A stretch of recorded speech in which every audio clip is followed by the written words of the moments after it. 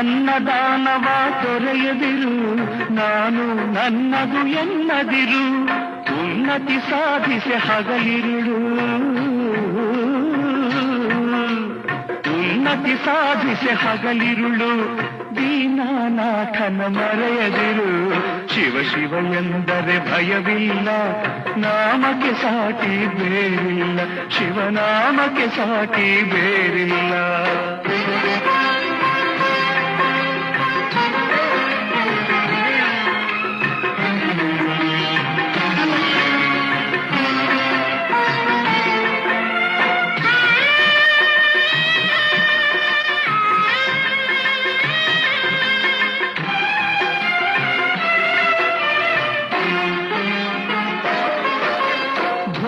ಭಾಗ್ಯದ ಬಲೆಯೊಳಗೆ ಬಳಲಿ ಬಾಡದೆ ಇಳೆಯೊಳಗೆ